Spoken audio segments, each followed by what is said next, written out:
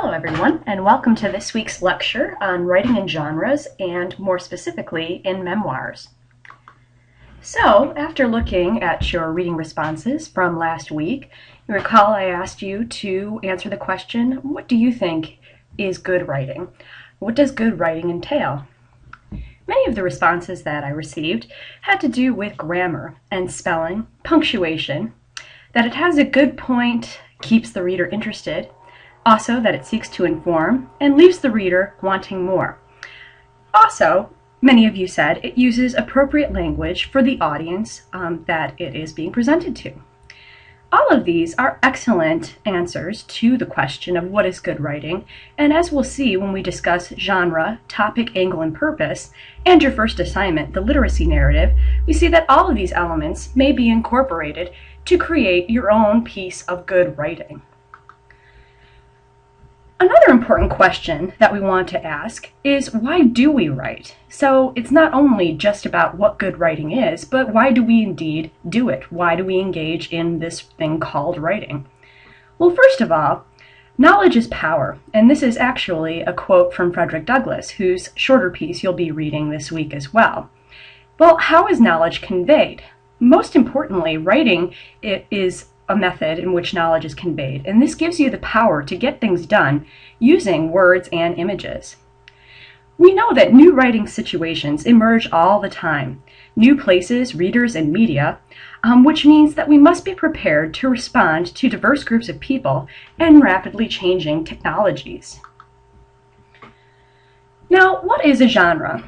Genres are sometimes defined by their structure alone. For example, a report has 5 parts, but this is often way too simplistic of a definition because genres don't have fixed or rigid patterns, but rather incorporate a number of elements and expectations that respond to changes in human activities.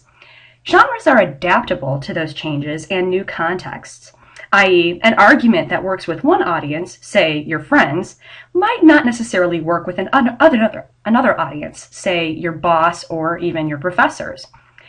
Genres also suit different fields. Each discipline plays with conventions of its own genres and expectations. Now, what do genres have to do with the writing process? Well, first and foremost, genres ask you to analyze the rhetorical situation at hand. Here you'll want to define your topic, state your purpose, and analyze your readers and the context in which your text will be read. You'll also want to invent your ideas. This involves using inquiry and research to generate your own ideas into familiar patterns that your readers will recognize and also find useful. You'll also want to, of course, organize and draft your papers using techniques of plain and persuasive style to clarify your writing and make it more compelling. You'll also want to think about how your documents will be designed. For the purpose of our class, developing an appropriate page layout will be important in the final outcome of this class. In our case, you'll want to familiarize yourself with basic MLA conventions. This can be found in our survival kit, the link for which is in our syllabus.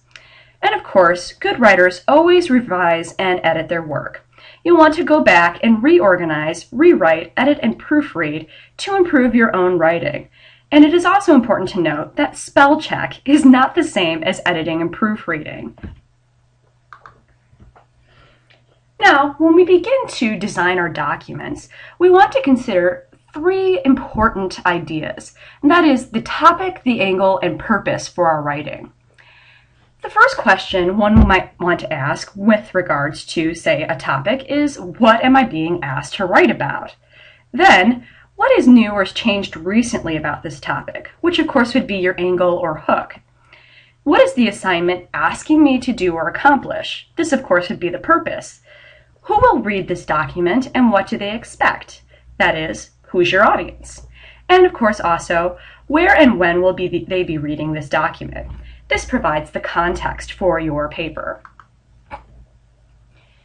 Now, first, you'll want to identify your topic, and that is figure out what interests you about the topic and explore what issues are being related to it. Then you're going to want to narrow your topic. Make sure that the length of your topic is appropriate for the time allotted. If it's too large, you'll want to narrow it down to the most interesting aspects of it. Then you'll want to develop your angle. This is your unique perspective. What makes you want to write about your particular topic?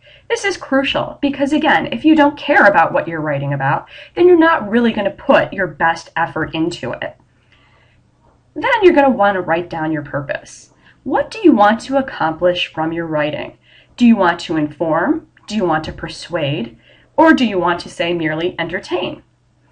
Next, you'll choose an appropriate genre, which will be closely related to your purpose for writing.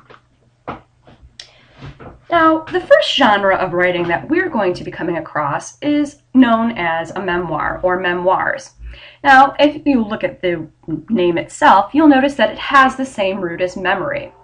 Memoirs are personal stories shared in the hopes of informing and inspiring readers.